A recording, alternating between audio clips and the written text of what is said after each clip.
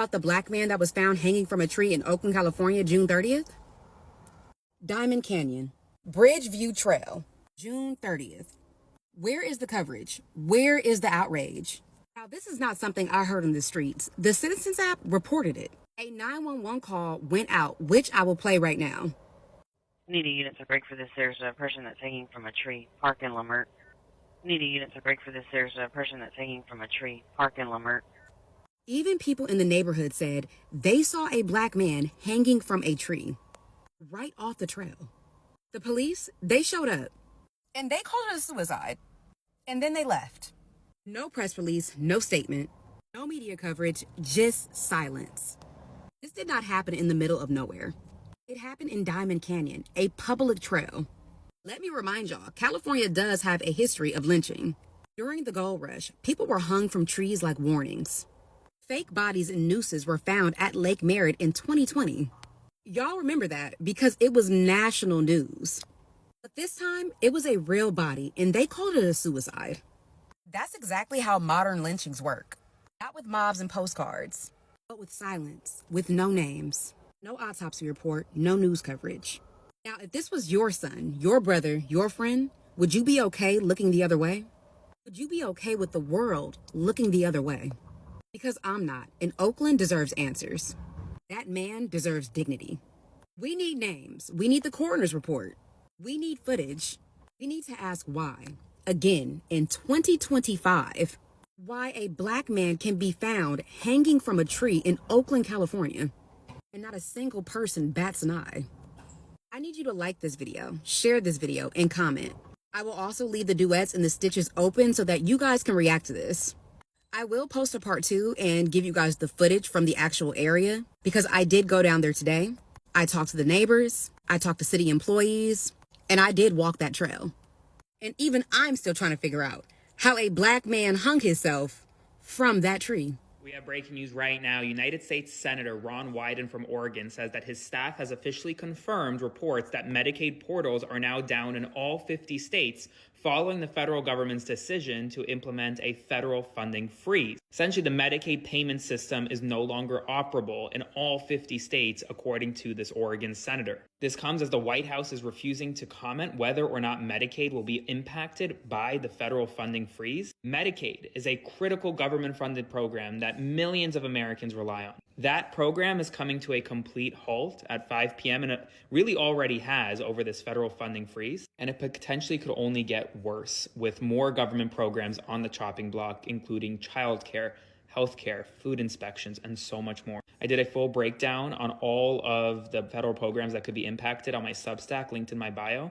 I will continue to provide you updates throughout the day as we get more information, so be sure to follow along for all the news you need to know about, both on here and my other social platforms linked in my bio. Someone on Fifth Avenue in the middle of the day, and I will get away with it. This is the grace God has sprinkled upon this guy, okay? This guy had his most devoted followers trounce the capital of the United States, and he let them get away with it. He got away with it. Why? Because although he is not the Antichrist, he is a man of destiny.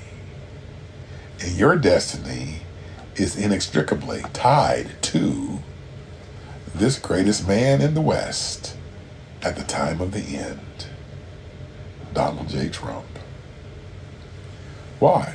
For at the time of the end shall be this vision. Well, in his first term, he fulfilled his prophecy to unalive the leader of Iran.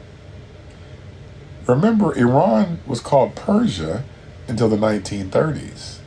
How did he do it? Daniel chapter 8, verse 5.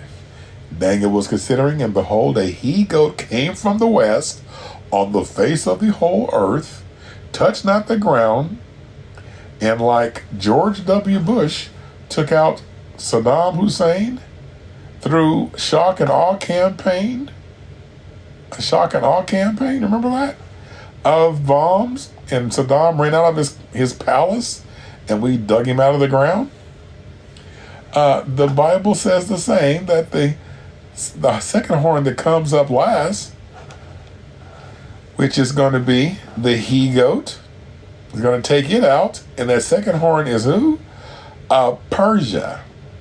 Remember, we have the he-goat has already taken out Iran when George W. Bush took out Saddam, right? So now the higher horn comes up last. And what did Donald J. Trump do in his first term when he took out Iran's leader? How did he take him out? He touched not the ground. He came from the face of the earth. And what did it say?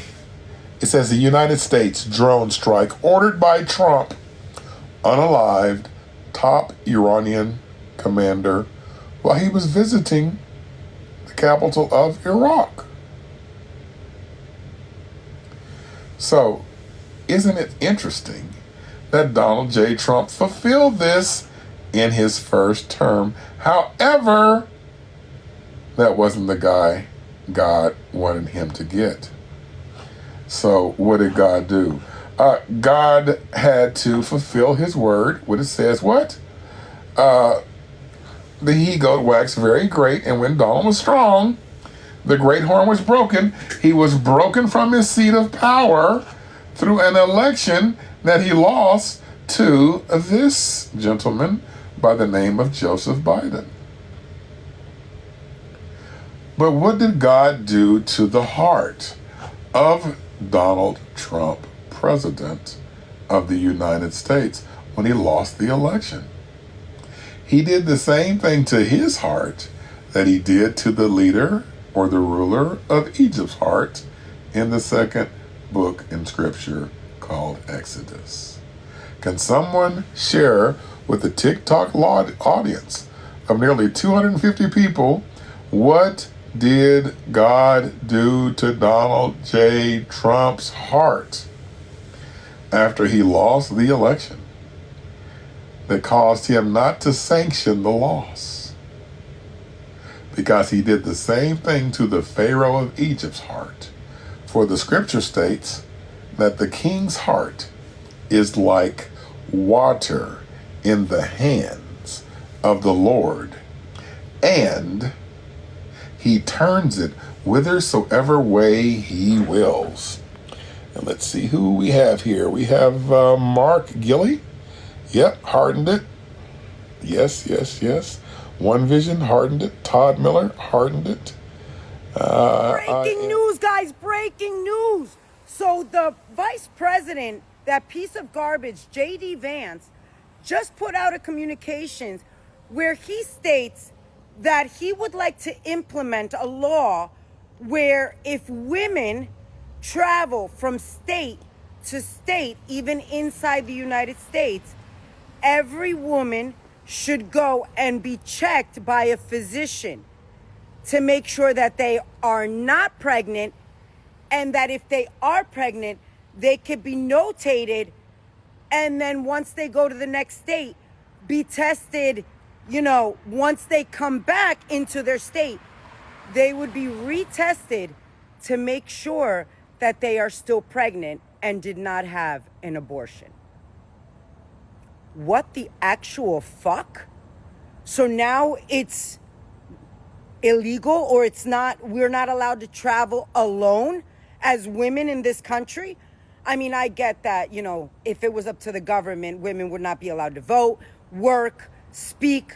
They would just be at home popping out children and giving these men sex. Because that's honestly what it's come to. But yes, guys, so this is what J.D. Vance wants to implement for women in 2025 in the United States of America. Let me know in the comments what you guys think. Share this video, my love, so all women in this country know what the plans of this government is. I love you guys. Be safe out there. You see something, say something. We need to stick together. I kept making jokes that the best revenge for this entire sweet potato situation would be just for him to tell on himself. Every time I poured Miss Annabelle a little shot, or every time I laid a little berry or a treat on her fucking altar, I was like, girl, you know what would be fucking hilarious? If this man told on himself. Wouldn't it be funny if he just admitted enough for us to put together the story? And then the big one came and took him out. I don't know if Annabelle got him or if the dementia got him, but either way, something got him. Am I being evil right now? I don't think I'm being evil. Jesus would have braided whips a long fucking time ago. But for the sweet potato to sit up there and just boldly proclaim that the reason why they stopped being friends, that fucking Jeff was trying to steal the sweet potatoes employees. And not only does he say, yes, he knows and remembers Miss Virginia, but she was one of the employees that he was trying to steal. Girl, Virginia wasn't an employee. Miss Virginia was being treated like a product. If you don't believe me, Google her freaking name. Listen to me, this is very important. If this man does not remember the story that they are conditioning him like crazy to remember, but he is able to clearly remember 10, 20, 30, 40, 50 years ago, to the point where it's almost like it happened this afternoon, that is dementia. That is not good. Take away the fact that he's a felon. Take away the fact that he's a failed business owner. Take away all of those things and just leave him with the man that is naked in front of you. He is elderly. He is in very poor health. And his mind is collapsing in on itself like a dying star. The stakes when it comes to the entire country and the countries that are affected by this country are too fucking high to lay them at the feet at somebody who's going to forget what they are. And this is why I believe we need mandatory age caps on all politicians. Thank you for coming to my TED Talk. Barack Obama drops more hints. It's becoming abundantly clear now that the Democrats are signaling that something is coming, that they are going to take a stand and not just sit by and watch things happen without doing something. Yesterday, former President Barack Obama gave a speech at the Obama Foundation Democracy Forum. Listen to this part that caught my attention. Here it is. What happens when the other side has repeatedly and abundantly made clear they are not interested in playing by the rules?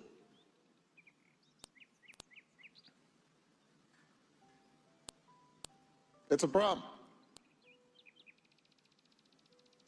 And when that happens, we fight for what we believe in. There are going to be times, potentially, when one side tries to stack the deck and lock in a permanent grip on power, either by actively suppressing votes or politicizing the armed forces or using the judiciary, the criminal justice system to go after opponents. And in those circumstances, pluralism does not call for us to just stand back and say, well, I'm not sure. That's okay. In those circumstances, a line has been crossed, and we have to stand firm and speak out and organize and mobilize as forcefully as we can. But even in those circumstances, it's important to look for allies in unlikely places.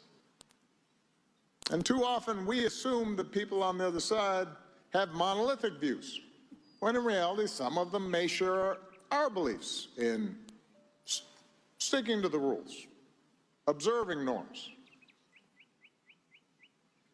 And that's why, when it's appropriate, there is nothing wrong with reinforcing and lifting up elected officials or voters, your neighbors, your friends, who you may not disagree with anything, but they do agree with you on that,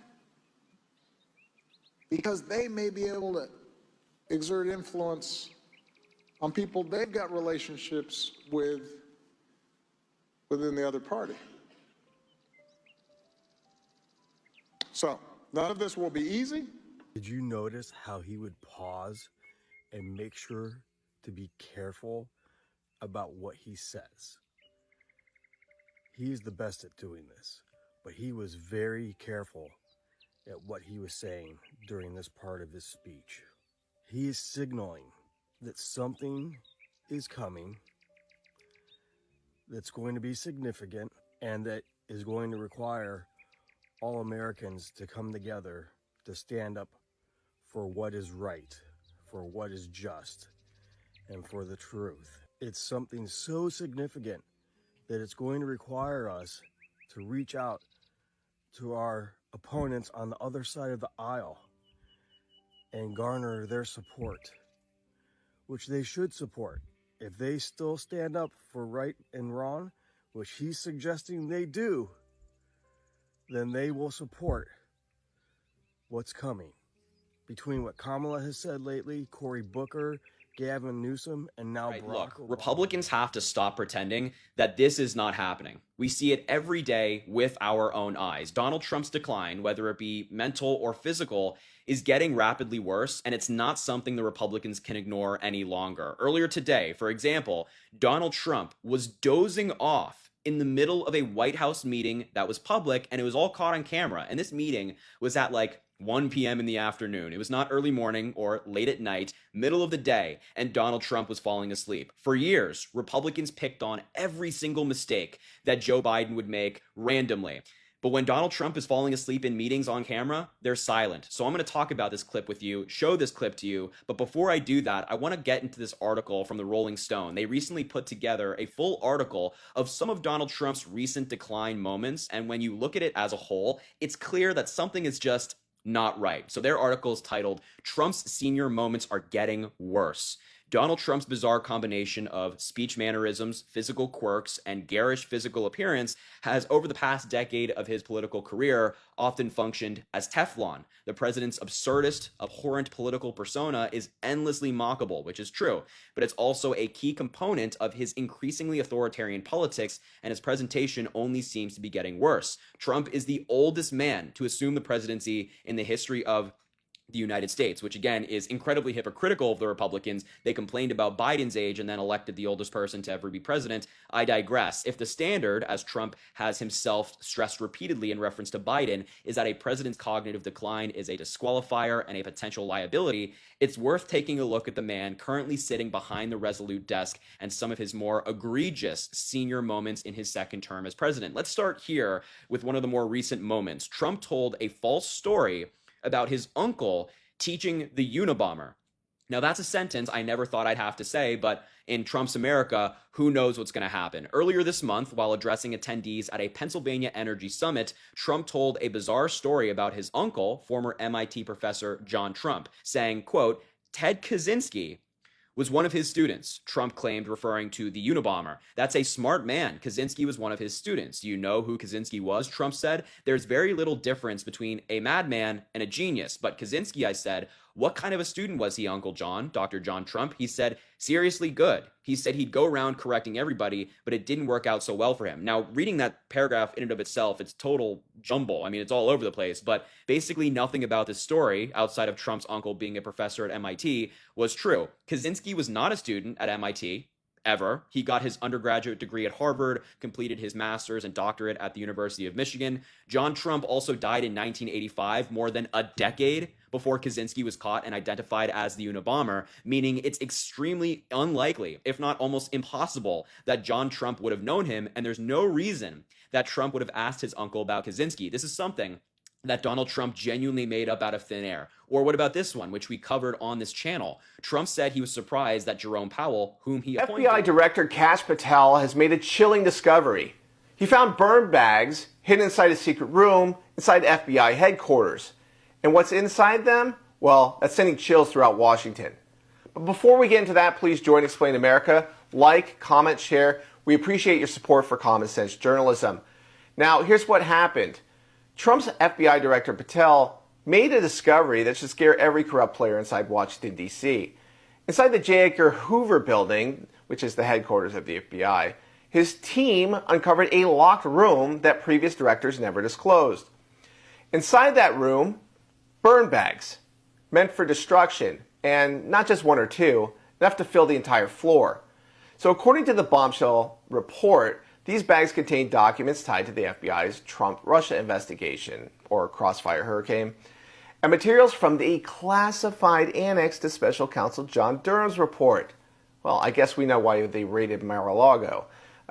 These were packed up, hidden, and nearly destroyed. And if Kash Patel hadn't found them, they'd be gone. So Patel recently disclosed this bombshell discovery to Joe Rogan, the top podcaster. You're going to want to watch this. So now we know what was in those burn bags that Patel alluded to Rogan. He said access to the room had been locked down. Not even top brass knew about it. And the contents of those burn bags have been turned over to Senator Chuck Grassley, the ranking member of the Senate Judiciary Committee. And portions are already being prepped for release. So the obvious questions are, why were these records hidden? Who gave the order to seal them away? And how close did the FBI come to destroying them quietly? Patel has spent his first month as FBI director cleaning house. Senior agents have been reassigned and internal reviews have been launched. This discovery may be one of the biggest moments of his time in office. And it comes as we learn more from the Trump intelligence community. Last week, Director of National Intelligence Tulsi Gabbard confirmed that intelligence agents knew that Russia was not trying to get Trump to win, and he thought actually that Hillary would win. And they held back damaging compromising material on Clinton. So let's be clear. While Trump was being framed, the real scandal was being hidden. The FBI wasn't protecting the country. It was protecting the political establishment. And now the truth may be finally coming out. Those burn bags weren't just full of shredded paper. They were full of dirty secrets. And for the first time, we're going to get a chance to see what Washington wanted buried. This has been Kyle Becker with Explain America. Please like, comment, and share with your thoughts. Ladies and gentlemen, stop what you're doing, because what just dropped out of the White House is nothing short of a political nuclear bomb. And it's got Beijing scrambling like we've never seen before. Now, I'm talking about President Donald Trump, Donald J. Trump, and Vice President J.D. Vance pulling off a move that was so explosive, so devastating to China's global stronghold that even America's allies are stunned, and the globalists, they're terrified. Now, for years, we were told that China couldn't be touched, that they owned the world supply chains, that America had to bow, that we just had to take their manipulation of our jobs, of our markets, our tech, and even our national security. But today, Trump and J.D. Vance just flipped the chessboard. A trade nuke has been unleashed, a massive, unprecedented strike that puts China in full-blown panic mode. And I got the inside details on exactly what happened, like why it's shaking the global markets tonight and what's about to happen next that Beijing absolutely does not want you to hear. Because here's the kicker. This is not just about the tariffs. This is about 20 years of U.S. weakness being ripped off by the roots. Guys, it's about elite cover-ups that ultimately protected China's rise while burying the truth about Epstein, the deep state, and globalist power brokers who sold out America behind closed doors. So, folks, today you're going to see why President Trump's nuclear strike on China is the first real attempt to take our country back in decades, and why every globalist and every corrupt player is terrified about what will come next. Because in just a second, I'm going to break down the secret back channel panic calls, the calls that are coming out of Beijing, the tech war explosion about to rock TikTok worldwide, and of course, the jaw-dropping connection of J.D. Vance and what he just made between this trade war and one of the biggest cover-ups in U.S. history. What President Trump and J.D. Vance did today, this will either be remembered as the moment that America finally stood up, or as the spark that set off the next global firestorm. So you're going to want every detail here, guys. If you appreciate the news updates, hit the like button and subscribe. Now, folks, what happened in Washington today, this is going to go down as one of the most explosive moments in modern economic history. President Donald J. Trump and Vice President J.D. Vance, they didn't just talk on China. They pulled the pin on an economic nuclear bomb. And now Beijing's entire trade empire is shaking. Reports are flying out of Asian markets tonight, panic calls, emergency meetings, entire supply chains are frozen in fear because they've never seen an American president hit this hard, this fast, with this much leverage. And it's not just China that's rattled. European leaders are scrambling. South Korea is sending envoys overnight, and financial analysts, they're saying that this is the biggest single shock of global trade in 30 years. And so here's the thing that should pretty much grab every single American. I pray that what I just heard, what I just read, is not true. I pray. Supposedly, I've actually seen the photos and some of the videos of women and children, and of course men, being shackled and led into a Skyvan, which is world famous for its ability to open up its rear cargo doors mid-flight to allow parachutists out. Also to C-17 Globemasters, which is the same thing.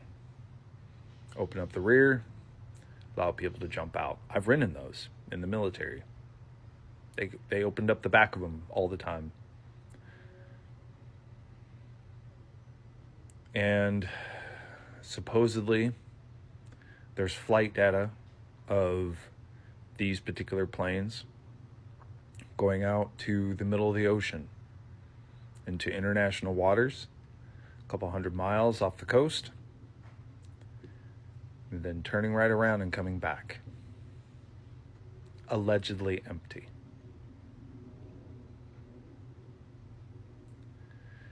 We've heard now there's, I don't know if you know what happened in Argentina when it became a dictatorship. There were people who were very against it. And of course, those people were arrested. They were shackled, put onto one of these planes. And this is from first-hand pilot accounts, by the way. These are from statements and testimonies from the pilots themselves. They would fly out into the ocean, open up the back, and push them out. I pray that what people are alleging is happening right now with people who are in ICE custody, who are in custody of ICE. I pray that these rumors are not true. Because if they are true, all I have to say is that the words, "I was just following orders," "I'm just doing my job," not a credible defense. Because I tell you what, there's a lot of people in this country that have nothing left to lose. And people are going to get angry. People are already angry, but I'm talking like there will be an anger brewing. And anger will explode, the likes of which nobody wants to see or has seen. And these guys, these individuals who are wearing masks,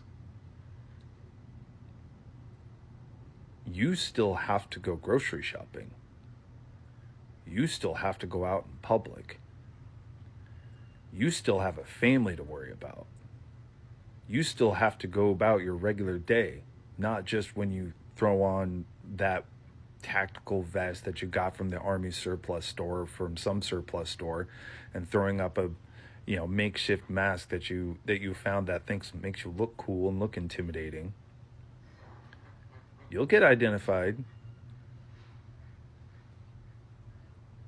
My point of what I'm saying is that I hope and pray that none of these things are true. And then, yes, deportation flights are happening and we're doing whatever we can on the legal side to stop it. But if they are true, and you participated in any of that, accountability will come. Accountability will happen. And I'm going to keep saying it. If you see something, say something. You need to keep highlighting these things as they occur. There's a genocide happening in Israel right now, and I think the words that we have been avoiding what's going on here in America right now. This is the beginning of a genocide. This is how it starts. We're starting to see a genocide here in America right now, and I think we need to face that reality.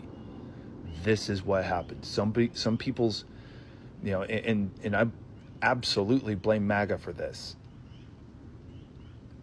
That your need for revenge and your need to own somebody and your need for hate is going to allow you to be okay with what we're doing to other human beings because they're happening to somebody else. Remember the phrase, "and then they came for me." Because we need to remember, we need to face this uncomfortable reality that there is somebody that's up in Washington, D.C. right now who believes that there should only be 100 million Americans, 100 million people living in America. That's what he believes. That only 100 million people can only exist in the United States right now. So, if you see something, say something. And like I said, we need to call it out for what it is, for what's happening right now. Right now, we are in the beginnings of a genocide. And it's about time we had that uncomfortable conversation. Because if you support this and you're cheering for this, you're cheering for a genocide. And you are an evil person. In 2006 in Florida, and gets the sweetest sweetheart deal you could possibly get for somebody who is alleged to have been abusing 14-year-old girls. One of the 14-year-old girls, Virginia Giuffre, was working at Mar-a-Lago when she was spotted, allegedly, by Jeffrey Epstein's camp and pulled into his orbit. She was working at Mar-a-Lago. Sometimes there are just too many coincidences for you to dismiss a story. And this is one of those stories that the more threads you pull, the more it's going to look like orange hair. We're going to move on from this. And the reason that I do think this is important to talk about is, number one, I think it speaks to a weakness of Donald Trump that I think the other side that is becoming paralyzed with fear as he is unleashing ICE into our streets, as he is stealing Medicaid from millions of people. And that's not going to kick in until next year. A lot of people are going to wake up that are Trumpers are going to find that having Medicaid. A lot of people who were singing, "I will vote, ding, ding, ding, ding, for Donald Trump," are going to find out they or their family members are going to get deported or detained in concentration camps. The media is not telling us everything that there is to know about the situation that unfolded in New York State. We had a problem with either domestic or enemy-led terror inside of our country. This was a big issue. We had multiple people arrested in connection with it, but the problem that I'm starting to see is we're watching social media unfold that says this was pre-planned. We see some of these social media accounts pointing to this being a call to action and maybe being something bigger. Now, there are some disassociated issues that arise with this. Some of these issues come that we see groups, entities inside of our country that as soon as an event like this takes place, they will jump on the bandwagon and they'll say, okay, now it's go time. They'll be waiting for an event just like this terror event to take place, and then they'll start initiating their other ones. Because if you piggyback on top of an existing chaos, you're going to sow more hatred for the government, scared and fear inside of the society. And that's exactly what they're trying to do, both inside of some parts of our government, inside of the USA, and definitely within the individuals that have entered into this country from enemy nations that are trying to disrupt our social order. Let's watch some of these events in very short little blips because we're just doing this for commentary purposes or reacting to the event in compliance with YouTube. This was and continues to be an ongoing investigation that authorities say is going to be a big issue. Now, you can see multiple people being led away. Lots of people were shown to be in handcuffs. There was chaos. Now, I want to remind you, in your city and state, there will be an event that will drive chaos. A lot of predators took advantage of this. The predator said, okay, now it's go time. They piggybacked themselves and they said, I'm going to get to this house. They're watching a car that they're going to take. They're watching a house that they're going to take. And they take advantage of this type of situation. So when it happens, you've really got to increase your guard as a prepper or a tactician. And you've got to say, okay, I control my area of operation. I know exactly what happens in my local environment. I'm watching my security cameras. I'm making sure the doors are locked, the vehicles are locked, and especially when you're traveling to and from that door right there, which protects your shelter and relative safety, into your vehicle. A lot can happen. That's where the kidnappings happen. That's where the attacks happen. Just in that maybe 10, 20, 30-second point from getting outside of your secure environment into your vehicle. So definitely keep an eye out for that kind of thing in the next couple of days. And when you see an event like this take place inside of your own area. All right, here's an HVAC technician. I just spoke with one in the last 48 hours, and he said, you're right. AI is coming for you. And if it's not for the repairs, because you won't need to call them anymore, and AI telling you how to repair it, it's going to be the robotics that come in behind them. It isn't coming for my job. I'm an HVAC technician. No, it is. It is. Nah, you're all screwed. You better get rich quick, because I literally was working on a unit. I had not a damn clue. It was better off speaking Chinese to me. I had no idea what was going on with it. Zero zip. I couldn't understand it. See these? I took a picture, took a video, explained what was happening. I gave the symptom. Within 35 seconds, it told me exactly what was wrong with the unit. And that's going to happen to plumbing. That's going to happen to HVAC. It's going to happen to electricity, though, of course, there's dangers that come with affecting your own electricity inside of your home or inside of a material, an object like a computer. But it is coming for every position. The question, some would say even the conspiracy, is why is it being pushed so heavily? Why right now when robotics aren't quite there? And I am going to tell you why. You're watching Full Spectrum Survival. This is YouTube's original prepper news channel. We're bringing you the information before it hits the global stream of consciousness. I want you to be aware of what's happening so that you and your family have a heads up against the headwinds that are coming. Now, this is happening because they want to push a global depop. Depop, of course, short for depopulation. A depopulation agenda means that all of the elites and groups and organizations of our world, the governments, they've gotten together and they said, you know what? We are too resource hungry. And they want this to last forever for them. The kings, the queens, the bloodlines. Trust me, Trump's thinking about his bloodline. Trump is not concerned so much with your bloodline or mine. He's thinking about his bloodline. The Clintons are thinking about theirs. Everybody in every government that has power right now is thinking about their future. And in that consideration, they see you and they see me as a potential threat to their continuation of control. And so with that, they're going to sow a lot of false flags. With that, they're going to depop, and that means make sure that they rewind the resource hunger that society has. And if you don't believe this, you are not watching closely enough. We have man-made and driven agendas that are working against society right now. Do you think it's just a coincidence that fertility rates inside of the United States coincide with the poison that they feed you, the chemicals that they put into your water system, the poisons that sometimes they give you inside of different industries that are supposed to help you? You know the adage of do no harm. That blended in the 1900s to do less harm than good. And now it became, let's get rich. And all they want is for you to be a consumer until the day that you can no longer consume. Do you know what happens with hospice and what happens with all the organizations that come in at end of care? First of all, the government doesn't care about you. If you think they're here to provide you a cover, they are not. They're here like the military is here for a soldier. Keep you going. And then once that becomes no longer a fruit for them, a fruit-giving tree, if you're no longer able to go to work, pay your taxes, consume and buy, you're of no use to them. And so what happens? You get pushed to the wayside.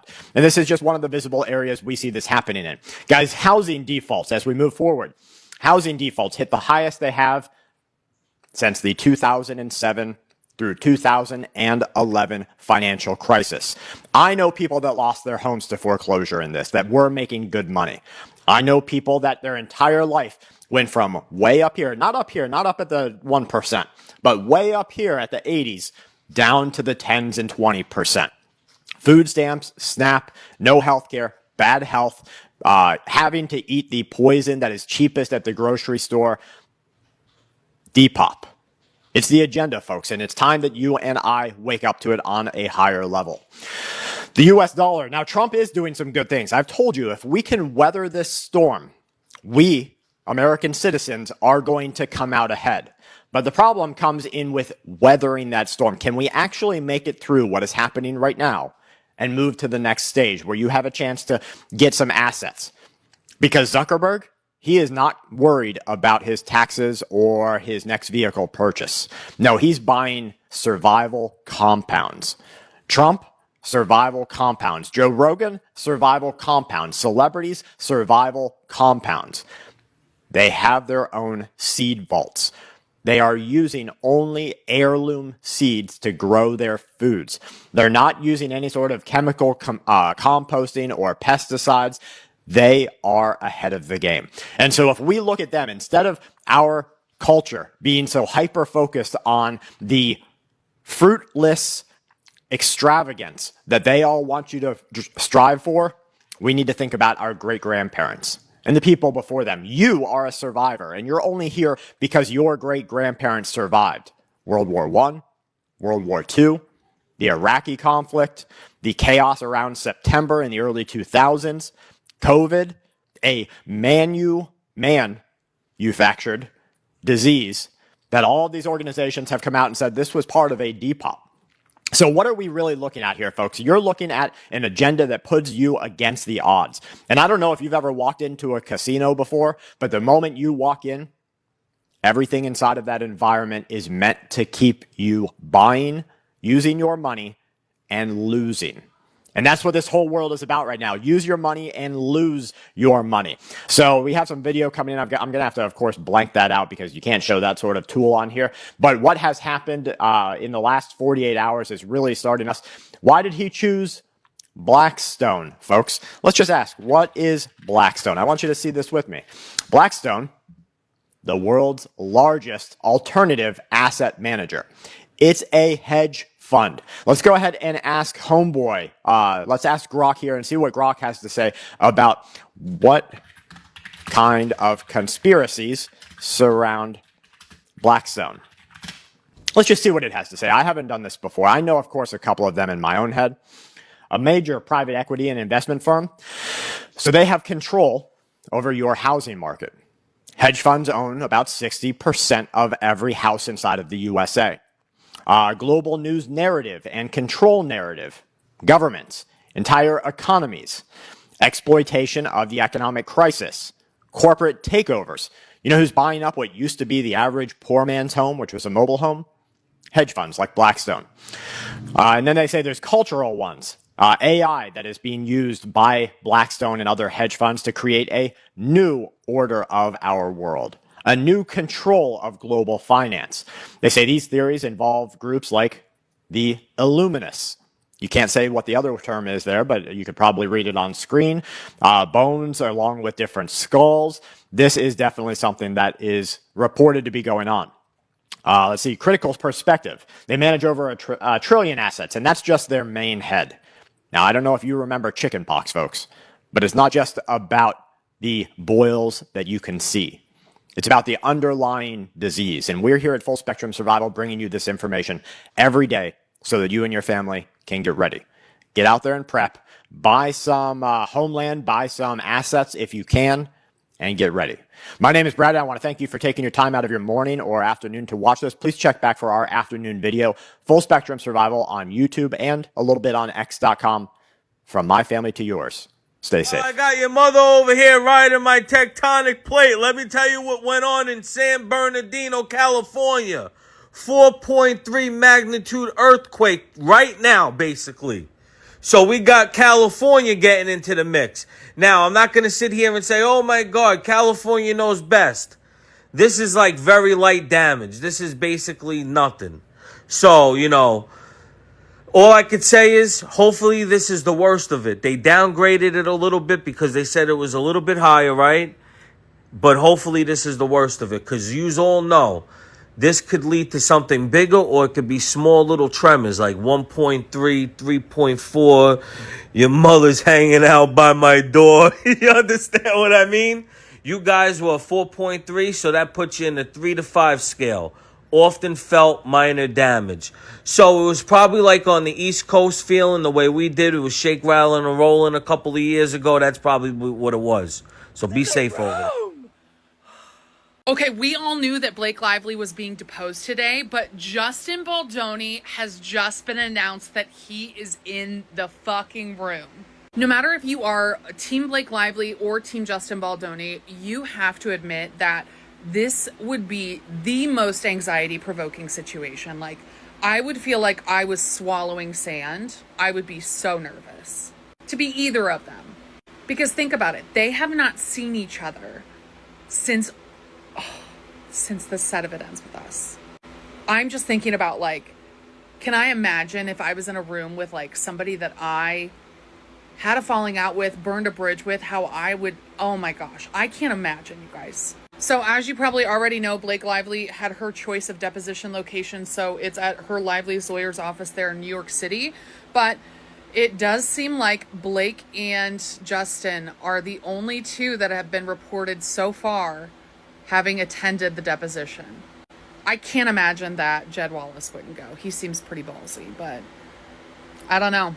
He did just get added in on that second amended complaint. I have read through it, but I have not made a video yet. I have been busy, but I promise I will get to it. So thanks for sticking around.